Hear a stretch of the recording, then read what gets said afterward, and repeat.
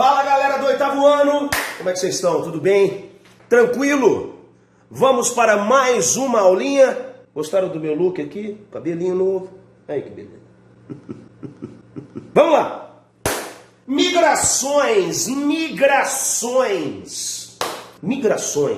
Pode ser tema de obra de arte?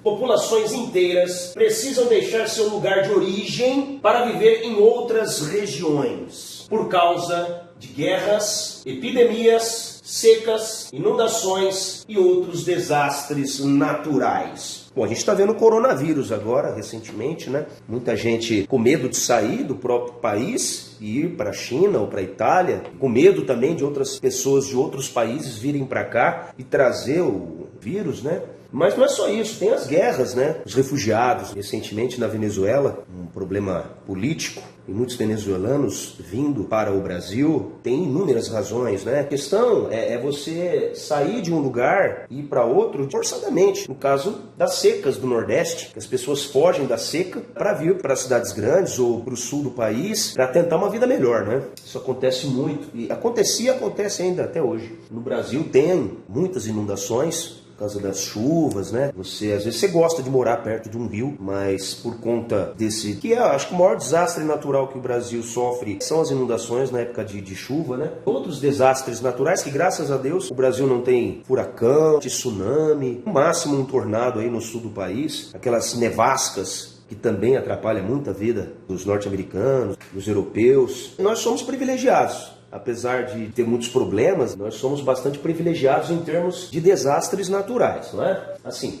de não ter. Falando de arte, nessa escultura que está sendo ilustrada aí no livro de vocês, que aqui só apareceu um pedacinho, mas no livro mostra ela completa, que tem o título de Retirantes, o pernambucano Edinaldo Vitalino, que nasceu no estado do Pernambuco, que é um estado pequeno do nordeste do país. Edinaldo Vitalino continua a arte do avô, que é extremamente mais famoso do que o Edinaldo, que é neto do mestre Vitalino. Esse sim, se você for no Nordeste e falar do mestre Vitalino, todo mundo vai conhecer. Ele é muito mais conhecido fora do país, fora do Brasil, do que no nosso país. Mas tá aí, a gente como professor de arte, a gente tem essa função de divulgar a arte brasileira, de mostrar para que vocês aprendam e valorizem a arte brasileira, a arte do nosso país, não é? O neto do mestre Vitalino continuou, essa escultura no livro é do neto do mestre Vitalino, que nasceu em 1909 e morreu em 1963, com a técnica da cerâmica.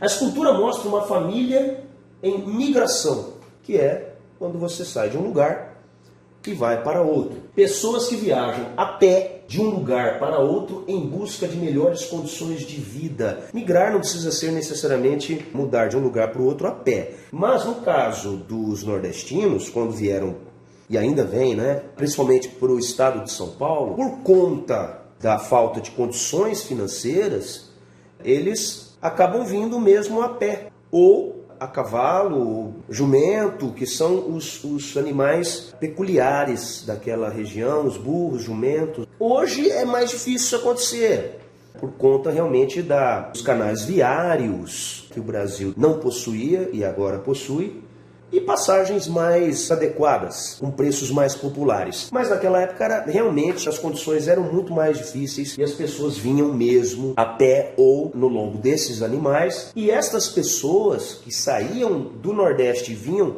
para o sul do país eram chamados de retirantes, que se retiraram de um lugar para ir para outro. Então eles eram esse povo nordestino que veio para o sul do país, para São Paulo e para outras regiões, eram chamados de retirantes. O Edinaldo Vitalino, que na verdade ele meio que reproduziu uma obra que o avô dele já tinha feito. O mestre Vitalino já havia feito uma obra parecida.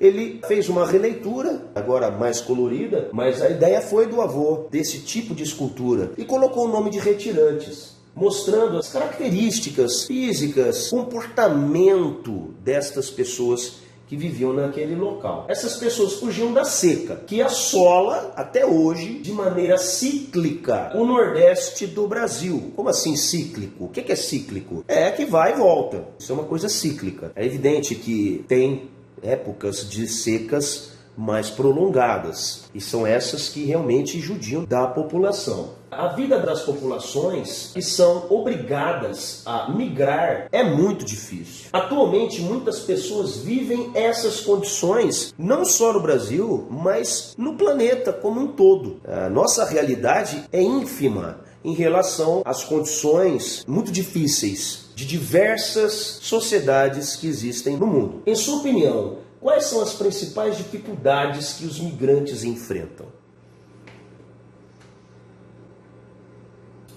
Falta de condições financeiras, né? O apoio do Estado. O Estado não ajuda essas pessoas porque elas estão nessa situação. E não há um investimento naquela região. Agora que estão fazendo a transposição do Rio São Francisco, a água está começando realmente a chegar na região. E essas pessoas que estão lá, elas não estão lá porque querem. Naquela situação, elas gostam, evidentemente, de onde vivem. Claro, elas amam a sua terra, mas naquela condição de seca extrema, sem condições realmente de sustentar a sua família, é uma situação extremamente degradante. E o governo, ele tem a obrigação de ajudar essas pessoas. E essa falta de apoio governamental, com certeza, é talvez o maior agravante da situação dessas pessoas. Aí vem a falta de transporte adequado, né? A valorização também educacional dessas pessoas, que se elas tivessem condições de se desenvolver intelectualmente, tendo condições ali de desenvolver alguma técnica que pudesse melhorar a situação deles, mas eles são muito limitados em termos de conhecimento técnico, de mudança realmente da situação em que eles vivem por falta de apoio educacional. É falta de tudo, basicamente. A língua portuguesa tem muitas coisas interessantes. Palavras são as mesmas, mas com significados diferentes em relação se foram colocadas em uma determinada frase. Por exemplo, a manga de uma camisa. Manga pode ser a manga de uma camisa ou pode ser a fruta manga. Exatamente a mesma palavra, né? Mangueira. Tem a mangueira, a escola de samba Mangueira. Tem a mangueira de Agual Jardim. Tem a mangueira, o pé de manga. Não é a mesma coisa, mas é bem parecido. Por exemplo, migrar. Existem 3 palavrinhas muito próximas, muito parecidas, que é migrar, imigrar com I e emigrar com E. Eu não sou professor de português, mas é interessante nós sabermos o que é migrar, porque é o tema das obras de arte do mestre Vitalino. Se nós não soubermos o que significa migrar, o que significa emigrar, imigrar, fica difícil a gente entender a obra do artista. E outra arte, todas as disciplinas, elas precisam ser interdisciplinares. Elas precisam transitar em outras disciplinas para ampliar o conhecimento do aluno, no caso, o seu conhecimento. Migrar, com M, migrar, é se deslocar de um lugar para o outro. Você migrou. Não interessa onde você está e não interessa para onde você vai. Você migrou. Você saiu de um espaço geográfico e foi para outro. Simples assim. Migrar. Imigrar ou emigrar, as duas palavras também são migrar, porque todas saem de um lugar e vai para o outro, só que elas são colocadas, essas palavras, dentro de um contexto. Por exemplo, imigrar com I, quer dizer entrar em um país estranho a fim de morar naquele país. Vamos supor, um italiano saiu lá da Itália e veio aqui para o Brasil e está morando aqui. Ele é um imigrante, porque ele saiu do país dele e veio morar aqui. Ele é um imigrante. Agora, emigrar significa sair de um país e morar no outro. Então, para os italianos, esse italiano que saiu de lá e veio para cá, ele é um emigrante. Porque ele saiu de lá e veio para cá. Emigrante é sair. Emigrou. Ele emigrou. Ele saiu do país dele e foi para outro. Se eu sou italiano e falo, nossa, meu primo saiu da Itália e foi morar no Brasil. Ele emigrou para o Brasil. Ele emigrou para o Brasil. Agora, se esse primo veio aqui morar na minha casa, eu sou brasileiro, ele é um imigrante, ele imigrou da Itália para o Brasil. Mas tanto sair daquele país, morar aqui, ou como sair daqui para lá, é migrar, é sair de um lugar e ir para o outro. Esse cara aqui é o mestre Vitalino, é o avô do Edinaldo. Esse cara é o cara famoso lá no Nordeste. Ele já é falecido, mas esse cara é o cara, mestre Vitalino. Mas o nome dele completo é Vitalino Pereira dos Santos. Vitalino Pereira dos Santos, mais conhecido como Mestre Vitalino. Ele nasceu numa cidade chamada Caruaru, em 10 de julho de 1909. E morreu em Caruaru, na mesma cidade natal, em 20 de janeiro de 1963. Ele foi considerado um artesão brasileiro.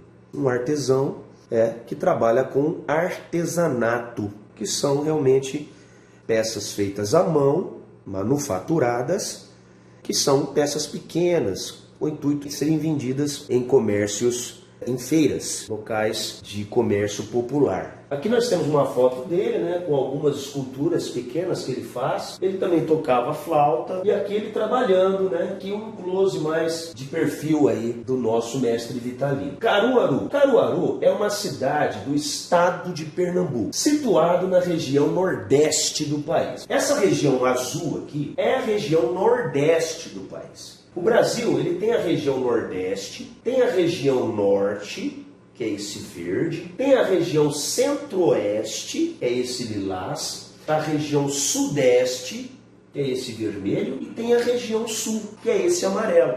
Nós estamos aqui na região sudeste. O noroeste de São Paulo, aqui, ó, São José do Rio Preto. Pernambuco é aqui, ó, é esse estado aqui, ó, azulzinho, pequenininho, pertinho de Alagoas, Paraíba, né, Rio Grande do Norte, Sergipe, Ceará, Piauí, Bahia, Maranhão. Todos esses estados fazem parte do Nordeste. E Caruaru, que é essa cidade aqui, ó, uma cidade interessante, parece uma cidade do interior, né, de São Paulo, bem parecido, né, assim. Nós temos aqui o mapa de Pernambuco.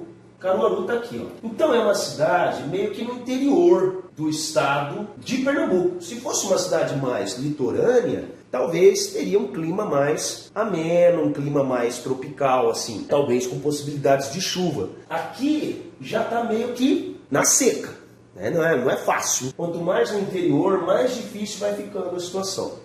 E você vê que tem poucos rios, né? Na época da seca, os rios praticamente ficam vazios. É interessante que nessa cidade de Caruaru tem a maior festa junina do mundo. Do mundo. Olha só a foto aqui, ó. Olha a quantidade de bandeirinhas, quantidade de pessoas. A população da cidade de Caruaru é de 361.118 habitantes. Então é metade de São José do Rio Preto. Metade de São José do Rio Preto. Não é uma cidade muito grande. O município exerce um importante papel centralizador no agreste e interior pernambucano. Mas para aquela região, até que é uma cidade de médio para grande porte. Se a gente considerar a questão realmente climática e da dificuldade que essas pessoas têm de sobreviver naquele local, né? Concentrando o principal polo médico, acadêmico, cultural e turístico da região. Então, médico provavelmente tem os maiores hospitais. Acadêmico, universidades, né, mais importantes da região. Cultural, porque tem essa questão da cultura muito grande, principalmente por conta do mestre Vitalino, que morou nessa cidade praticamente a vida toda. E turístico por conta da maior festa junina do mundo, que acontece anualmente na cidade. Então ela abriga ainda a Feira de Caruaru, que é muito conhecida, e lá nessa feira foi que o mestre Vitalino começou a vender e a divulgar a sua arte. É uma feira muito conhecida, muito grandiosa, que vende diversos tipos de coisa. Conhecida por ser uma das maiores feiras ao ar livre do mundo. É a maior feira ao ar livre do mundo. Está acabando as feiras ao ar livre, né? Por conta dos grandes centros comerciais, os shoppings, né? Por conta, evidentemente, dos grandes supermercados e por conta do comércio pela internet. né? As pessoas praticamente não saem de casa para comprar as coisas. Mas ainda é, dentre as feiras que existem no mundo, a Feira de Caruaru é considerada a maior feira do mundo, ao ar livre. E ter sido tombada como patrimônio material do país. Então, quando você tomba um patrimônio, não é que você vai derrubar aquilo, você vai criar um documento. O tombamento é um documento que você não pode, de maneira alguma, degradar, destruir ou reformar aquilo ali. Você pode restaurar, você pode melhorar, mas não pode tirar a originalidade da obra. E você tem que manter aquilo vivo. O governo manda verba para órgãos de cada estado, de cada município, para conservar aquela cultura, ou enfim, aquele tipo de coisa importante pode ter para aquela sociedade. Pode ser material, imaterial. Nesse caso, a Feira Livre, que é a Feira de Caruaru, é tombada como patrimônio imaterial do país.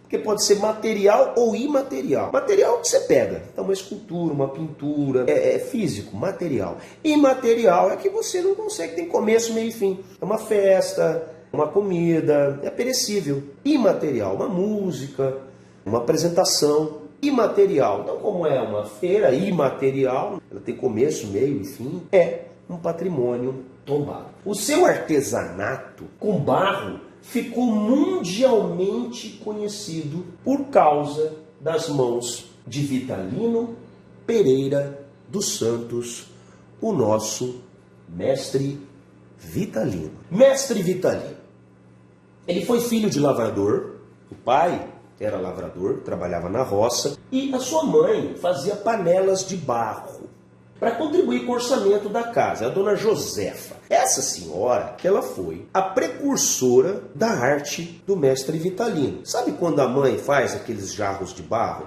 e deixa cair ali no chão os pedacinhos? Aí o menininho lá, o mestre Vitalino, vai lá, pega aquele pedacinho de barro que caiu, que a mãe não terminou de formar, e ele ia fazendo os brinquedinhos dele, porque ele não tinha brinquedo naquela época. Os brinquedinhos as crianças que faziam. Aí ele ia fazendo boizinho, ia fazendo uns animaizinhos, os carrinhos, ele ia criando os brinquedinhos dele. Com 6 anos de idade. Já começou a criar os próprios bonequinhos de argila para brincar. Argila é aquela areia fininha que tem na beira do rio, que proporciona os artesanatos, né? Ele pegava essa argila e futuramente, retratando os seus bonecos de barro, a cultura do folclore do povo nordestino. Repito, retratando a cultura e o folclore do povo nordestino, especialmente do interior. Essa era a poética do cara. O tema do mestre Vitalino era esse: retratar a cultura e o folclore do povo nordestino. E o seu comportamento, evidentemente. O seu comportamento. E da tradição do modo de vida. Ah, tá vendo? Do modo de vida dos sertanejos. Então, o seu trabalho ficou conhecido entre especialistas como arte figurativa. Então a arte figurativa é uma arte que figura, que demonstra alguma coisa. No caso dele, como arte figurativa, ele demonstrava o comportamento, a cultura e o folclore da região do interior de Pernambuco, do interior do Nordeste como um todo. Infelizmente, apesar de ter essa foto bonita dele, provavelmente voltando do Rio de Janeiro em uma exposição, talvez foi a maior exposição que ele tenha feito no Rio, em São Paulo. Ele morreu muito pobre, praticamente esquecido pelo Estado. Vítima de uma doença que hoje já está erradicada. Não existe mais. Ninguém morre mais disso, por conta da vacina. Mas, naquela época, as pessoas ainda morriam disso, por conta do problema da falta de saneamento básico mesmo, que é a varíola, essa doença varíola. Já ouviu falar dessa doença? Varíola? Tem fotos muito pesadas de varíola que eu resolvi não mostrar. Mas o que eu pude mostrar aqui são só as mãos. Isso aqui, que está nas mãos, que parece catapora, são bolhas. São bolhas. Explodem. Deixa cicatriz eterna. E isso é no corpo todo. No corpo todo. Isso aqui é um dos sintomas graves, né, da varíola. Matou muita gente essa doença. Antes de encontrar a vacina, antes de descobrir uma vacina, ela foi uma das doenças que mais matou gente no mundo. Se nós formos olhar a história das doenças que o mundo já teve, essa foi. Ela matou mais que a peste negra. Já ouviram falar da peste negra? Mais que a tuberculose. Ou mesmo mais do que a AIDS. A varíola matou mais gente que a AIDS. A varíola afetou a humanidade de uma forma tão significativa por mais de 10.000 anos. Nós estamos em 2020. Você imagina que faz 2020 anos que Jesus nasceu. Você imagina isso mais 8 anos para trás, antes de Jesus. 8 anos. Isso é meio que pré-histórico, né? Desde a pré-história é que essa doença vem matando gente. Múmias como a de Ramsés, ou Ramsés V, que foi um faraó do Egito, que data o período de 1157 a.C., essa múmia descoberta, apresentava sinais típicos de varíola.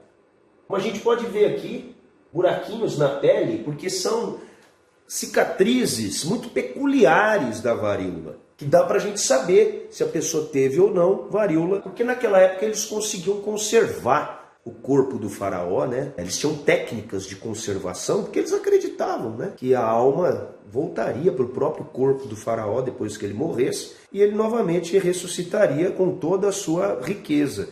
Durante todas as dinastias egípcias isso não chegou a acontecer. Eu não sei como que conseguiu tantos anos, 3, 4 mil anos de dinastia egípcia, eles acreditarem numa coisa que nunca aconteceu. Eles conservavam o corpo, porque se a alma voltasse para o corpo e o faraó o corpo tivesse apodrecido, a alma não encarnava no corpo. Então por isso que precisava conservar o corpo do faraó. Então eles tinham técnicas de formaldeído, uma série de coisas para manter o corpo conservado. Se o faraó tivesse morrido de varíola, ia manter as cicatrizes, como é o caso aqui. Então dá para a gente saber que um faraó morreu de varíola. Essa que foi a principal causa de mortes em nosso país, no Brasil, desde o seu descobrimento.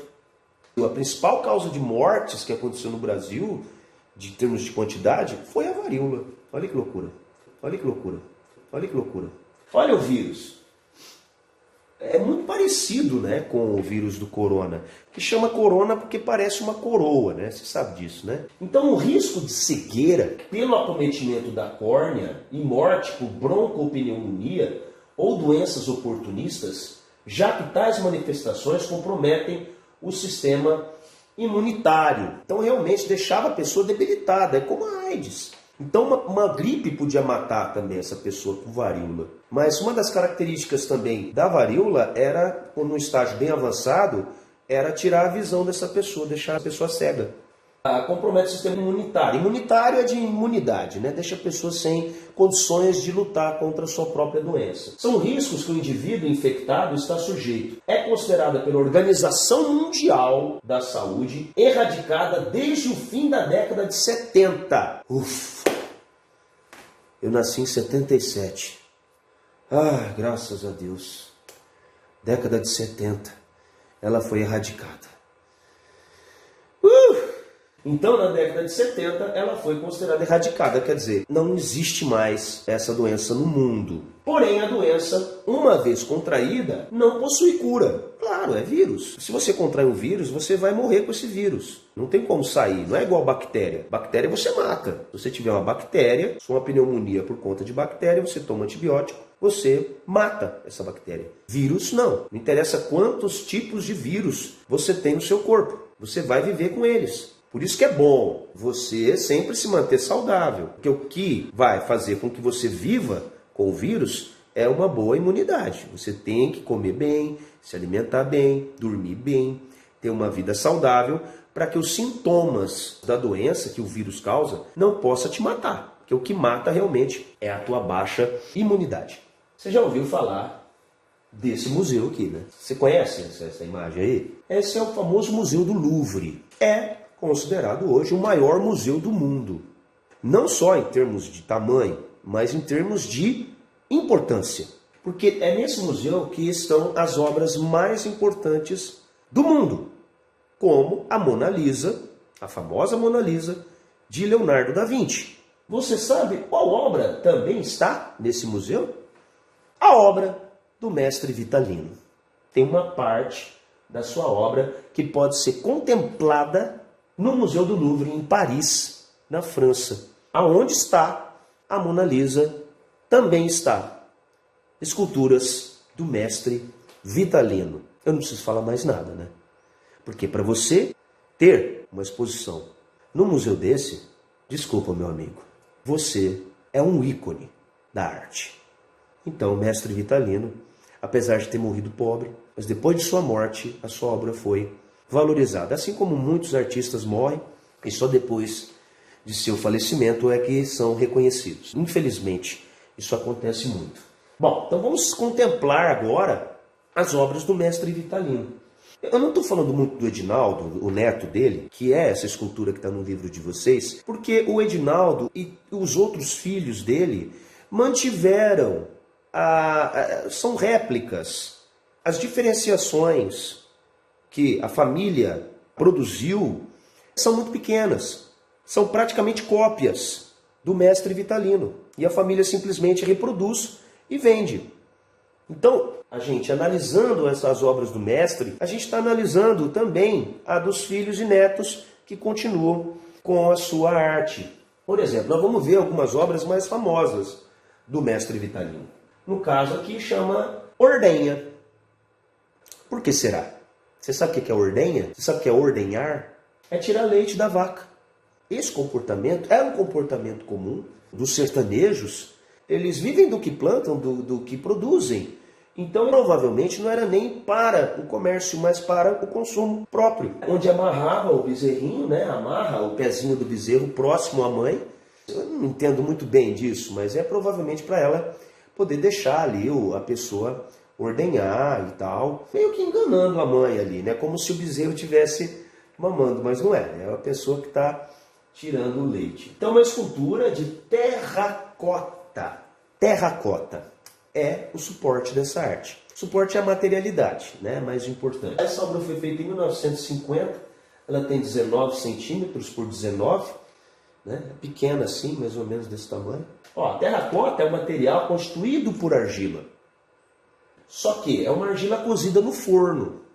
Aqui o forno, ó, tá vendo?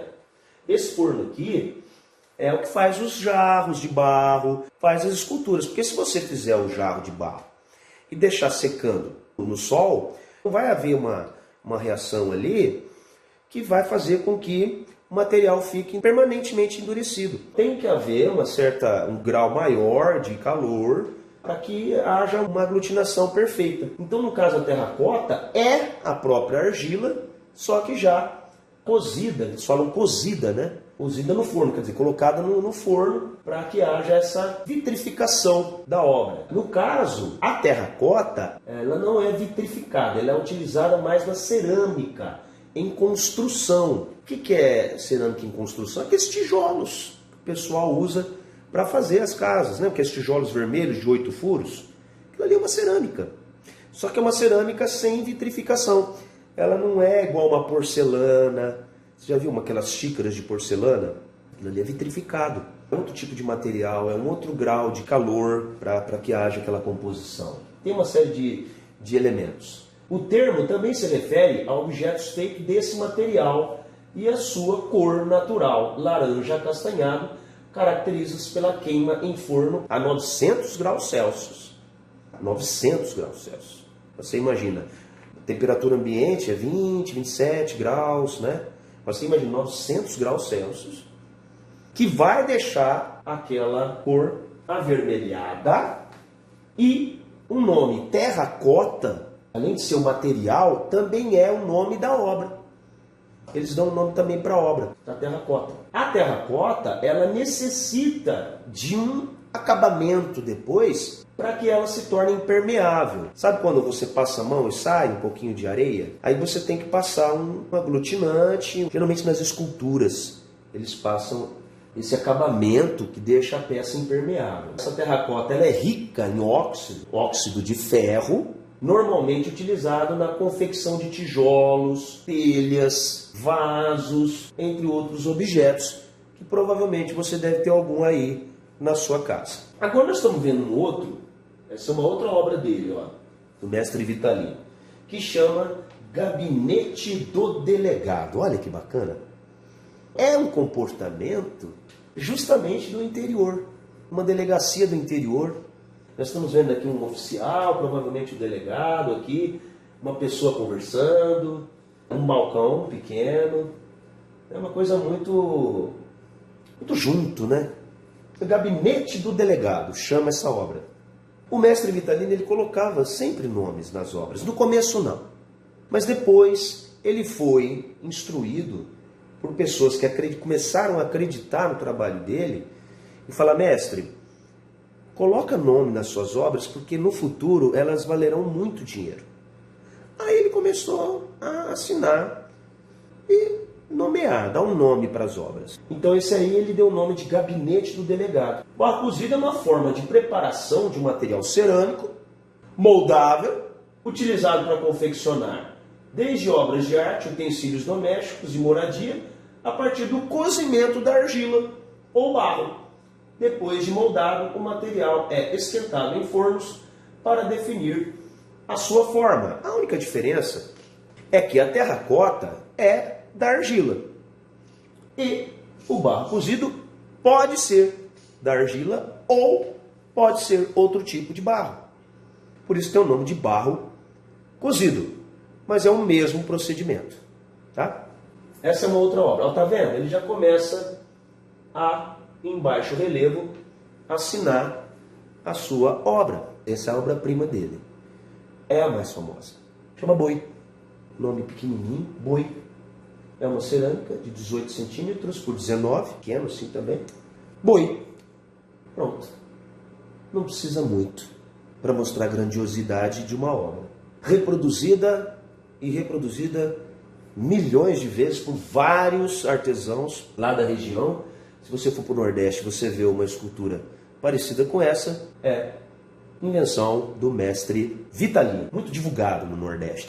Agora, essa peça foi feita com cerâmica. A cerâmica é a arte ou a técnica de produção de artefatos de objetos, tendo a argila como matéria-prima. Quer dizer, também a cerâmica é feita de argila. Então, qualquer classe de material sólido inorgânico, lógico, mineral, que seja submetido a altas temperaturas, no caso desse boi, foi a 540 graus Celsius, não foi 900, no caso da terracota, você pode ver que ela tem outra coloração. Se você deixar a obra numa determinada temperatura, ela pode ficar mais escura, mais clara, mais avermelhada. Nesse caso aqui, você deixando a 540 graus Celsius, ela vai ter essa cor, essa textura e provavelmente, se for feito de argila, ela vai ser considerada uma cerâmica. Olha que bacana isso aqui. Olha só. Essa era a casinha. Foi a última morada do mestre Vitalino. Que simplicidade, não é? A gente olha para uma casinha dessa, a gente sente a energia dele. Bem rústica. Olha, as escadinhas de pedra. E hoje, ela é um museu. Chama Na Casa Museu Mestre Vitalino. Que é a memória preservada do trabalho passado de geração em geração. Aqui nós temos um busto, né, do mestre Vitalino tocando a sua flautinha, que ele gostava de tocar uma flautinha. Aqui provavelmente uma placa explicativa do museu, mas a casinha ela foi conservada e ela é hoje um patrimônio aí da cidade. Todos que vão a Caruaru, dá uma passadinha aí para conhecer, que é um ponto turístico da cidade. Várias pessoas, várias personalidades conhecidas e famosas já passaram por aí, porque mais de 50 anos após a morte do mestre Vitalino, o filho, os netos, até os bisnetos também lutam para manter viva essa tradição. Na família, acho que atualmente tem mais de 50 pessoas, entre parentes e não parentes, trabalhando na confecção dessas esculturas. Então a família continua com esse trabalho da mesma maneira que o avô fazia. Olha que bacana. Sabe quem que é esse senhor aqui, de azul? é o filho do mestre Vitalino. E ele está sentado exatamente como o pai sentava, fazendo as esculturas do mesmo jeito que ele aprendeu com o pai. E é o Severino Vitalino. Esse é o Severino. E esse do lado é o neto, filho do seu Severino, que também trabalha com o pai, fazendo as esculturas. O mestre Vitalino deixou vários discípulos que buscam dar continuidade ao trabalho.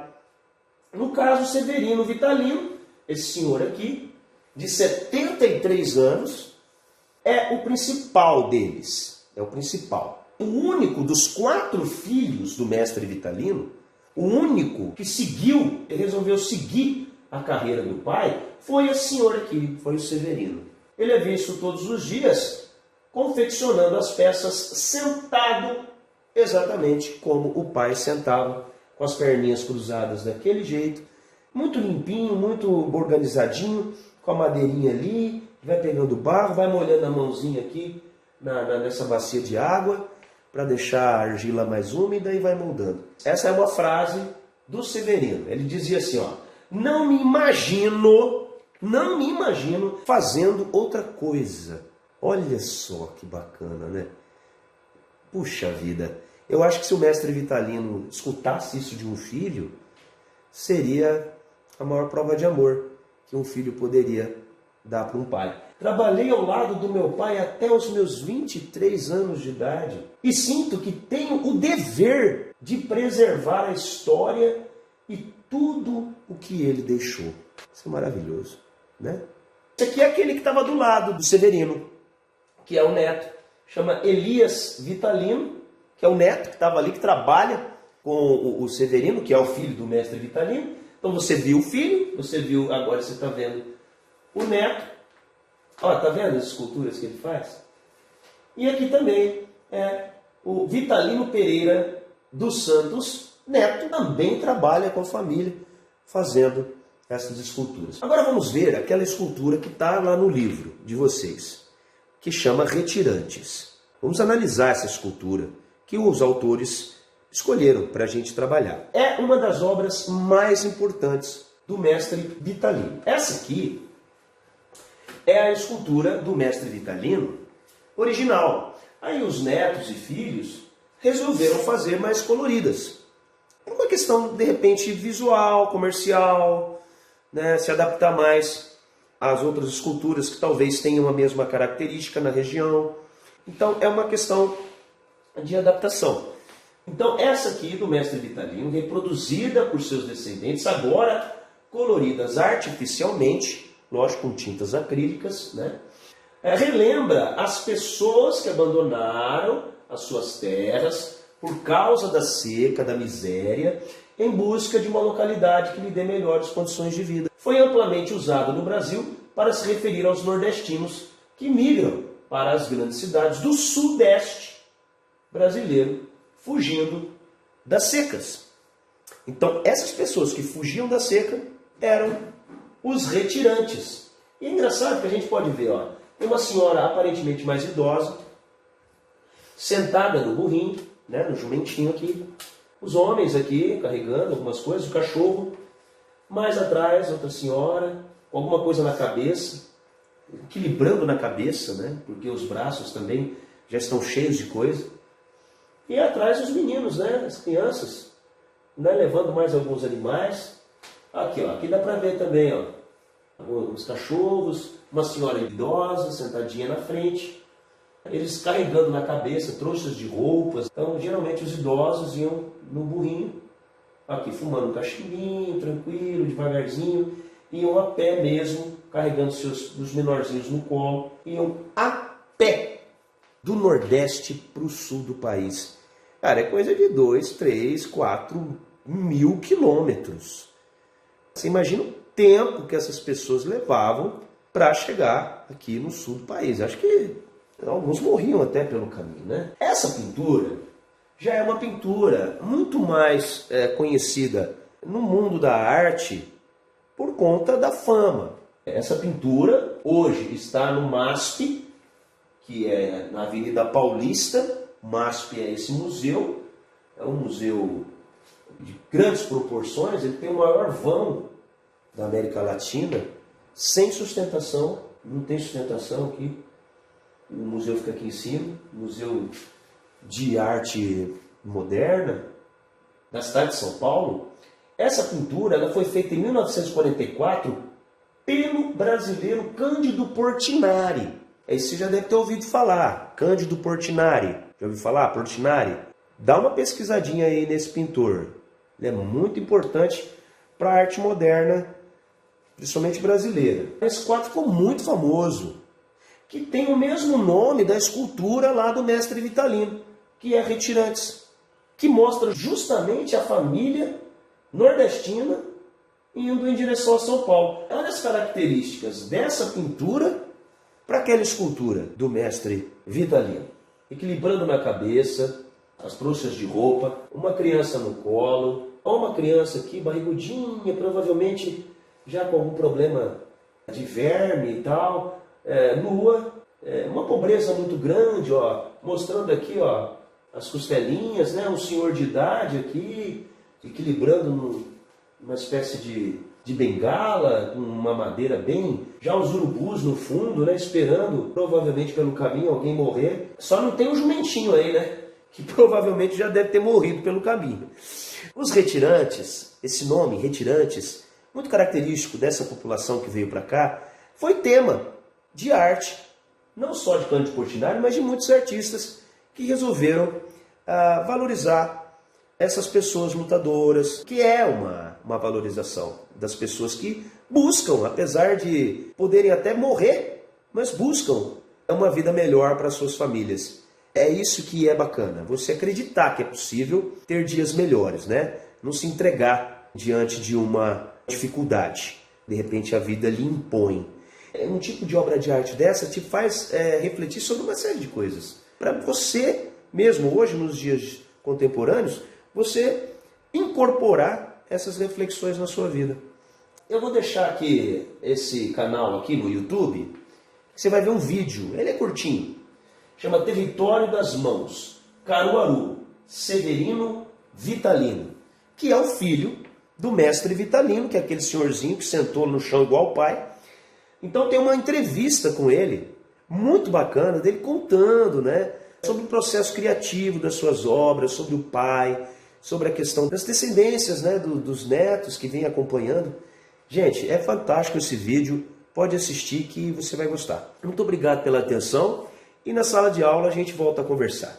Tá bom? Um beijo para vocês, fiquem com Deus. Tchau.